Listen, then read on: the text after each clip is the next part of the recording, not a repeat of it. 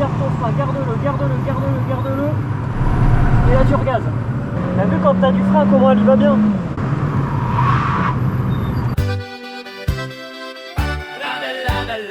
On se retrouve encore une fois assez tôt le matin.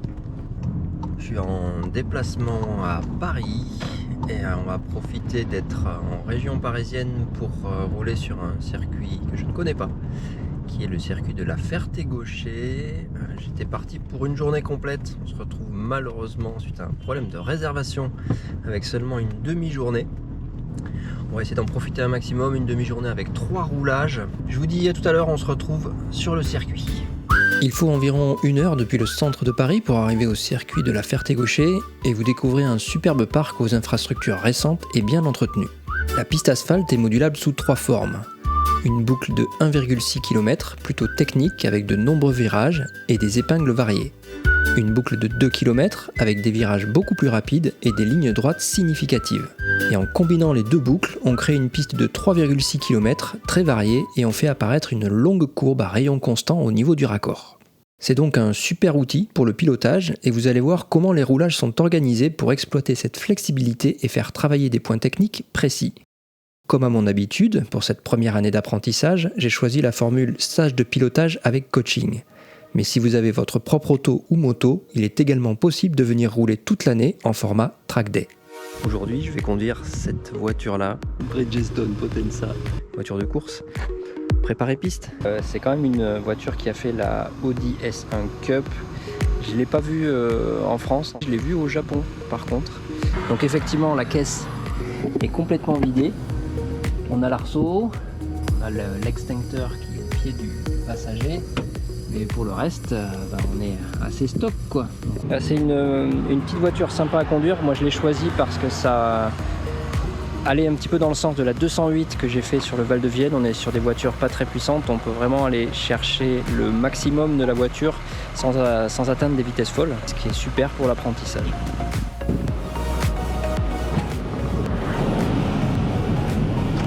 Donc tu as les petites palettes qui sont derrière le volant. Là tu es sur une voiture de course, pas d'ABS, pas de SP, pas d'anti-patinage. Donc au début on va aller jouer du coup comme je disais sur le 1.6 pour voir un petit peu les bases, qui est le circuit où on va forcément prendre moins de vitesse. Après quand on ira jouer forcément sur le 2 km, là ça va aller beaucoup plus vite. Donc on va travailler le freinage pour justement ne jamais se retrouver roue bloquée. Ouais, ok. Sur ce premier roulage, comme vous pouvez le constater, le cadrage est plutôt raté et on ne voit pas beaucoup la piste. Je vais donc vous montrer un tour sur la boucle de 1,6 km, puis un tour sur la boucle de 2 km pour vous donner un repère de début de journée. Très vite, on va aborder le freinage avec les premiers conseils qui vont être développés dans la suite de l'épisode.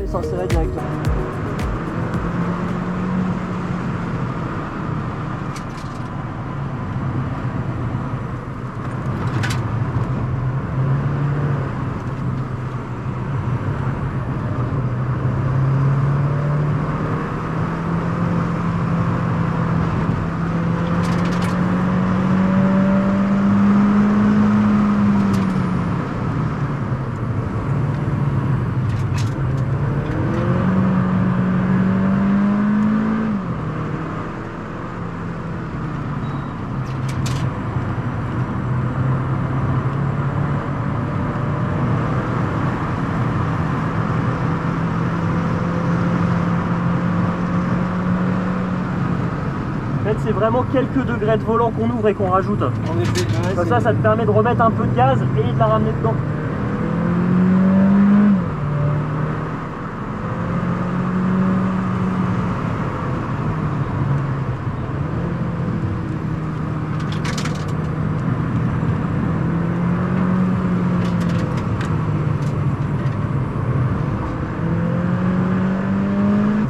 Ça va, t'es à l'aise là sur le A6? Ouais.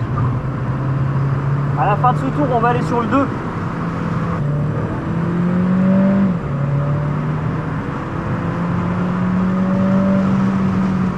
Bon, freine-moi ici. Comme ça, la laisse élargir, se libère à droite. Faut qu'elle y aille naturellement.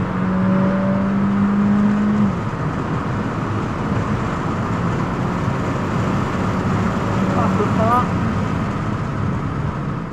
Le regarder vers la gauche le volant. Là, tu pourrais garder un chouille de frein pour l'aider à tourner, qu'elle ne prenne pas le sou.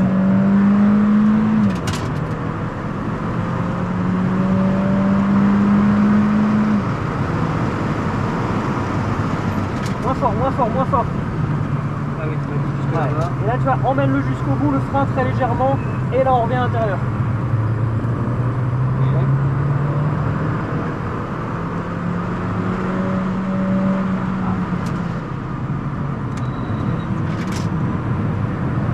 Allez, libère-la déjà à gauche.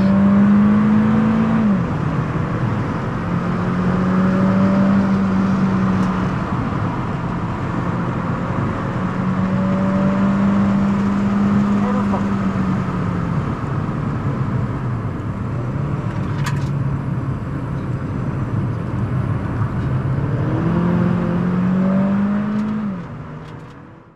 Bon alors c'est comment? Ok, cool. Je vais aller en parking. J'ai choisi celle-là parce que j'ai fait la 206 à Val-de-Vienne. Ouais. Et donc l'idée là c'est de retrouver un peu le Bah, même... écoute, c'est pour ça que je t'ai envoyé directement sur le DQS parce que sur la 6 c'est pas mal ce que tu fais. T'as encore des hésitations de trajectoire, c'est normal, tu es en train de poser tes bases, mais franchement c'est propre ce que tu fais. Fais attention à pas perdre ton frein, puisque tu l'as vu sur le 2 km, t'as tendance dans le long gauche Ouais. où tu freinais trop, maintenant tu l'as super bien. Mais du coup c'est le virage qui après, c'est le droite, où tu freines pas assez, du coup t'accordes, bah, tu t'en éloignes de plus en plus et ça te pénalise en fait sur la sortie. L'extérieur, et on revient, voilà. T'as vu comment t'emmènes de la vitesse?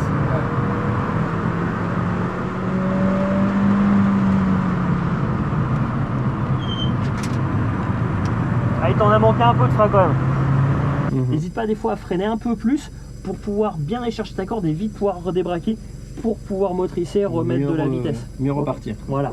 Sur ta prochaine session, on va faire juste un ou deux tours de 2 km pour recorriger ces petites erreurs. Et dans la foulée, on enchaînera du coup sur le 3-6. Ok? Ok. Allez, je te laisse souffler, petite pause. Ça va, on est sur un rythme tranquille. Oui. Bon, mais à tout à l'heure.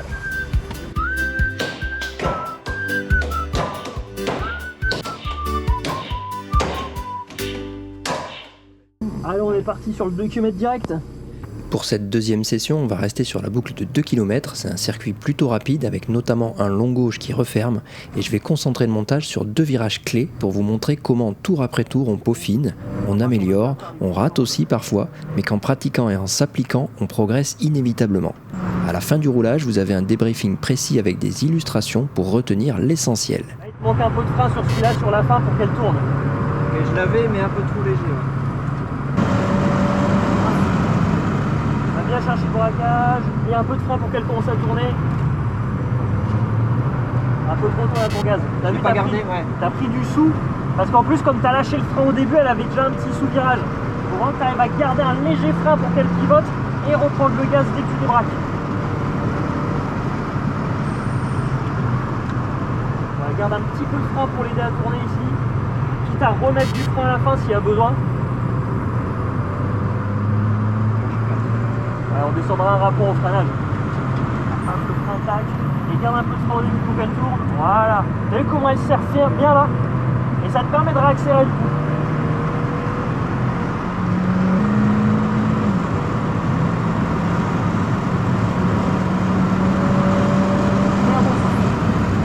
Essaye d'en garder un peu du frein quand tu commences à tourner.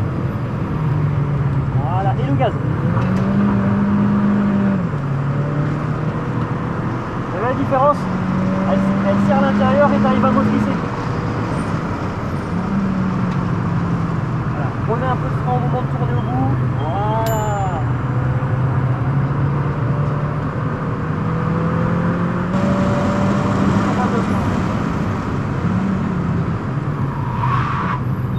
Un peu trop de frein sur la fin. Bah, tu t'en manquais au début. Comme tu l'as gardé en tournant ce qu'il faut, mais t'en avais un peu trop à la bloquer. Je vais relâcher un petit peu. Fallait freiner plus fort au départ pour soulager après. Et on en rajoute un petit peu s'il y a besoin. Et on débraque avec le gaz.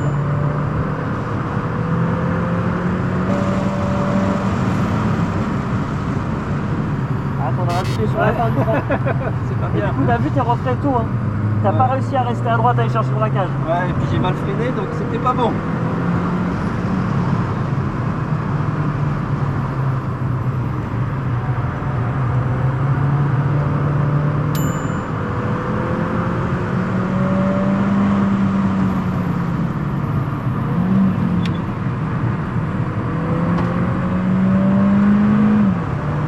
il est mieux là.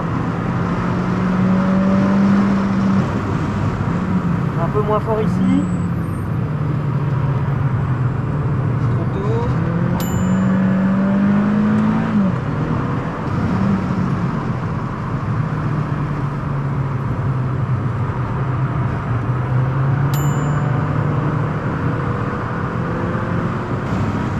Un peu moins fort, un peu moins fort, un peu moins fort. Voilà. On garde un peu de vitesse.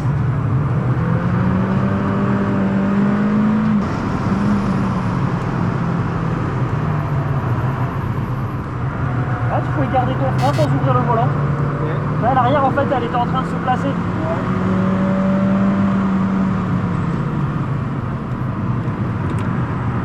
En fait, si tu sens que l'arrière il bouge, soit tu l'arrêtes totalement comme tu as fait, soit tu retires un petit peu de volant et elle va pivoter pour faire même le virage. On va faire des stages de glisse.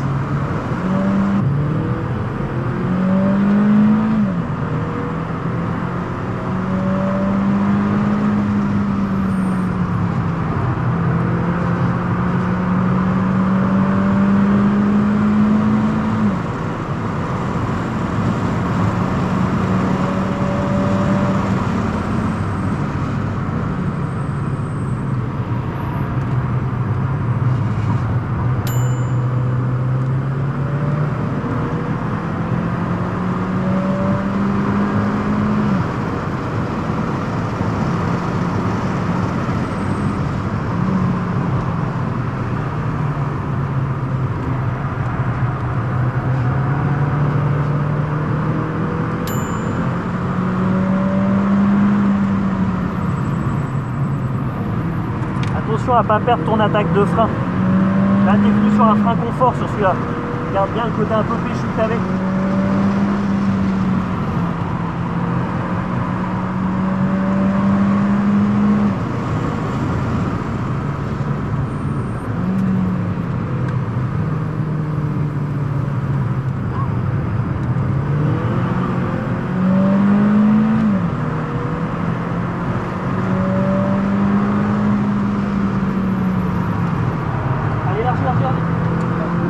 Dès que tu sens qu'elle se place, là, t'élargis un peu avec le gaz. Et elle continue à rouler.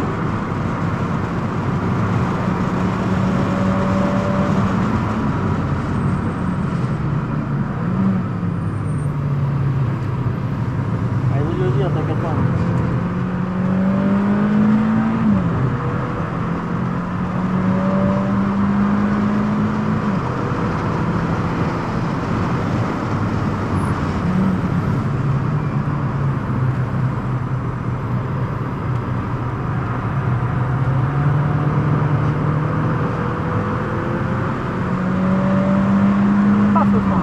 Voilà. Ah, tu lâches un peu trop sur la fin. Là, tu y allais par cran. Ok. Bon, je suis pas assez concentré.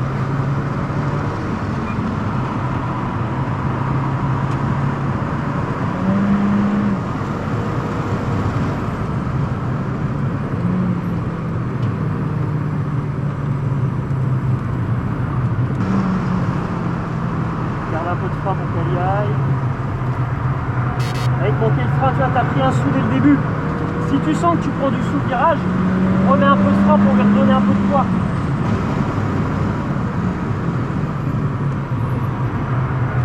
Là, t'as plus de frein sur la fin. Ah ouais. Il faut que tu gardes ton frein pour lui donner du poids et du frein avant. Allez, je me concentre. Ok. Allez, garde-le ton frein. Garde-le jusqu'au bout. Remets-en un peu s'il y a besoin. Et on ouvre du volant, retire du volant. Dès que tu sens le petit crissement de pneu, tu essaies de le faire disparaître. Et là, on va finir le tour tranquillement pour qu'elle prenne de l'air frais pour les freins. Là, sur la fin, je l'ai senti tourner. En fait, elle va commencer à bouger, forcément, au fur et à mesure. Et ce qui est important, c'est que si tu rentres dans un virage et que tu entends le crissement de pneu, c'est que ton train avant, il n'en peut plus. Donc là, tu as deux options. Soit tu es rentré avec pas assez de frein, bah, tu remets un peu de frein pour remettre un peu de poids à l'avant. C'est que tu as un peu trop de vitesse, donc comme ça va freiner, ça va redonner un peu d'adhérence. Ou alors c'est que tu es en train d'accélérer. Et ben, si tu es en train d'accélérer, c'est que tu dois prendre de la vitesse. Remets un peu redresse un petit peu le volant. Comme ça, hop, elle reprend son grip, elle motorise plus facilement. Et du coup, le crissement de pneu, tu l'as plus.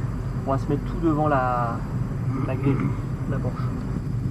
En théorie, du coup, le crissement de pneu doit pas arriver, il peut arriver pour indiquer. En fait, le crissement, dans tous les cas, il y a un moment on l'aura. Parce que quand tu vas rentrer sur les freins, ta voiture, tu vas rentrer et c'est l'arrière qui va pivoter, donc tu auras un crissement de l'arrière, voire aussi au bout d'un moment un petit ripage des 4. C'est-à-dire que là, tu es au maximum de ce que la voiture peut faire, puisqu'elle est en train de glisser et de l'arrière et de l'avant.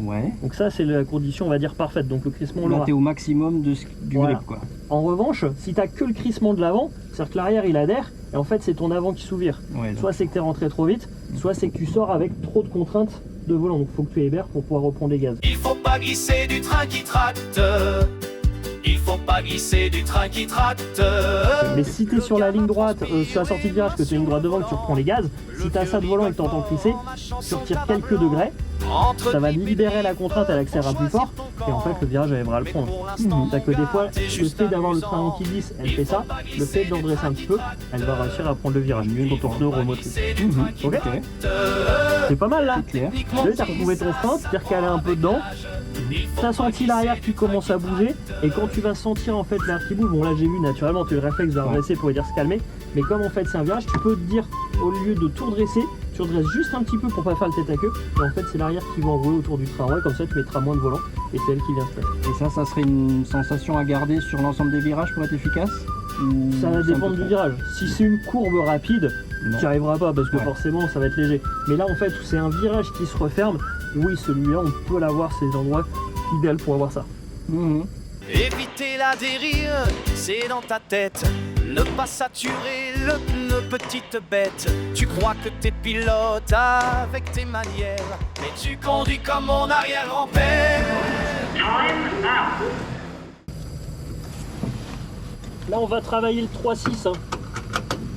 Le grand donc.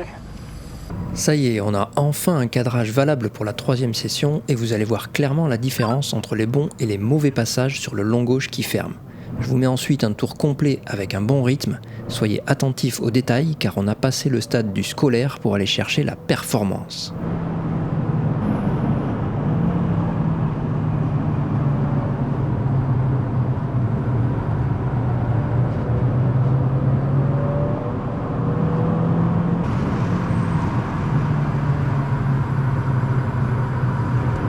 Il manque le frein là à la fin. Ouais, mais j'ai l'impression d'être trop ralenti déjà. Parce que t'as trop freiné au début. Un peu plus fort. Et tu gardes ton frein. Garde-le. Et là tu regazes.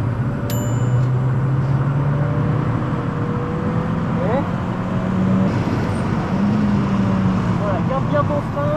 Garde-le encore, remets du volant avec le frein toujours. Ah tu lâches le frein mais 2 secondes trop tôt. Ok. En fait le frein il est pas là pour perdre de la vitesse mais juste pour qu'elle tourne. Garde encore un peu de frein. Libère un peu le volant. Bon, là je vous fais un arrêt sur image car si vous avez été attentif, l'instructeur a juste dit « libère ton volant ». Et à ce moment-là, alors que j'avais instinctivement le volant à environ 90 degrés, j'enlève quasiment 15 degrés de volant et la voiture prend parfaitement bien le virage. Et ça libère le train à un vent pour passer la puissance. C'est exactement ce qu'il m'expliquait à la fin de la session 2.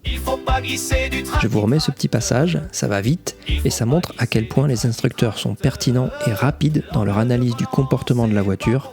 Moi, personnellement, j'admire. C'est du train qui tracte. Les points de freinage, tu les vois ou quoi? Le transfert de masse, c'est pas n'importe quoi. La progressivité, bordel, t'as entendu parler. Poser le regard loin, pas sur tes pieds. Sois patient. T'es patient. Pense à élargir à droite, déjà.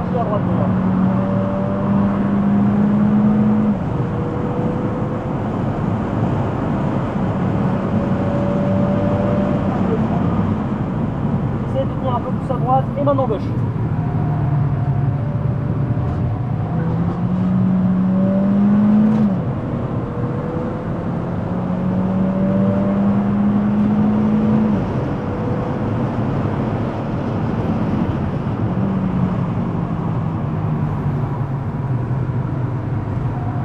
Gaz. Et là tu élargis.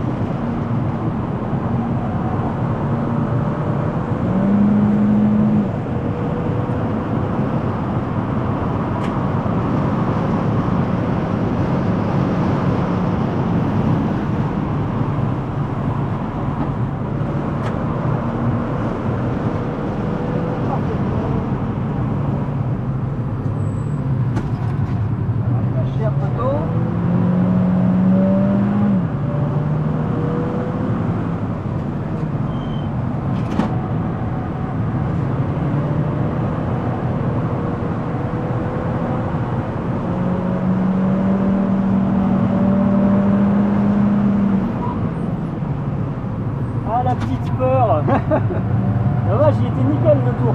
En fait, le couinement que tu as entendu, c'est juste le bruit du vibreur, c'est pas le pneu. C'est pas encore naturel. En fait, quand tu passes dessus, c'est la peinture du vibreur qui fait le petit couinement.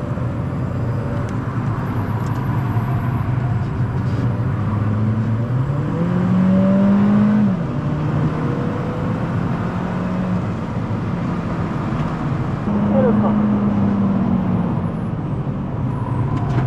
Et là, vas-y tranquillement sur la fin, comme ça on va laisser refroidir. Vas-y tout doucement. Là, en fait, tu vois, l'épingle, tu as trop tendance en fait à vouloir, avec la vitesse, revenir à l'intérieur. Tu as vu, je t'ai contraint à l'amener à droite. T'as senti l'arrière? Un petit peu, ouais. Ça, c'est parfait. C'est-à-dire que si tu reviens et quand tu freines, elle se met dans l'axe, c'est-à-dire qu'elle est droite et tu vas rentrer dans l'épingle. Au contraire, si elle a envie d'aller à l'intérieur, toi, tu veux quand même aller à droite. C'est pas elle qui décide, c'est toi. Emmène-la, elle se placera dans l'axe et au moins, tu es parfait après pour l'épingle derrière. Il n'y a plus qu'à enrouler. Il faudra juste que tu mettes un peu plus de frein pour cette épingle-là pour plus facilement aller chercher la corde. Tu as un frein qui est un peu trop constant avec du volant. On va se mettre entre les deux tranquillement. C'est pas mal là quand même, hein? C'est bien, je suis content. Pour ça, il faudrait continuer. Bah, c'est le but. T'as vu le premier virage?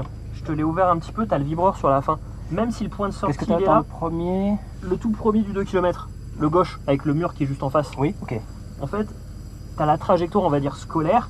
T'as point de braquage, point de corde, point de sortie. Donc effectivement, on ferait ça. Sauf que nous, aujourd'hui, on n'est pas trop dans le scolaire. On est plus dans la performance. Et on est avec une voiture qui fait pas 600 chevaux. Ouais. C'est-à-dire que 600 chevaux, tu vas t'appliquer à faire ça pour pouvoir accélérer le plus fort roue droite tout de suite. Sauf que nous, on n'en a pas 600. Donc on va faire en sorte de garder de la vitesse sur l'élan pour sortir un peu plus tôt avec l'inertie. C'est le vibreur qui vient nous calmer sur la fin. Et on a que 190 chevaux, donc le reste, on le fait au moteur dans la ligne droite. Tu restes corde quand même, enfin ton point de corde, tu le fais quand même. Braquage corde, il est bien. C'est juste que le point de sortie, en fait, on la libère. Ouais. Plus tu as de volant, on est d'accord, le volant, ça freine la voiture. Le fait de redresser le volant, bah, ton moteur, il peut se libérer un peu plus facilement. Donc tu vas emmener 4-5 km/h de plus, mais que tu vas garder dans toute la ligne droite. J'ai l'impression que sur plusieurs virages, il y a eu ça, tu me l'as dit plusieurs fois, de redébraquer un peu plus tôt. En fait, comme ça, tu as libères. Et en fait, tu l'as vu, quand tu as beaucoup de volant, si tu mets du gaz, tu as du patinage. Ouais. Parce que bah, ton pneu intérieur, il en a un peu plus, parce que ta voiture est comme ça. Le fait de redresser un peu le volant, elle prend moins de roulis, ton pneu, il adhère, et il passe la puissance. Donc, tu restes braqué peut-être des fois une seconde de plus, mais tu n'as quasiment pas de volant à la fin. Donc, c'est pas géant. Mais le fait de débraquer, elle passe la puissance au sol, et tu prends plus de vitesse. Je le vois, je le sens en plus quand tu le dis. J'espère quand même. Nickel! Allez, t'as le temps de souffler comme ça.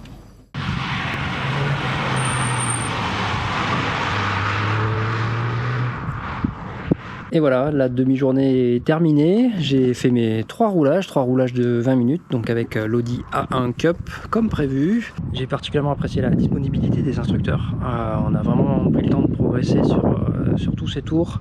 Donc là, on était sur un format demi-journée. J'espère avoir l'occasion de faire un format journée complet. Pourquoi pas avec d'autres véhicules. Là, on est resté sur l'Audi A1 Cup qui est assez proche de la 208 RC sur laquelle je vais rerouler prochainement. Donc l'idée c'était de rester sur un format de véhicule assez similaire. Merci d'avoir suivi cet épisode, on se retrouve bientôt pour la suite sur un nouveau circuit. Salut!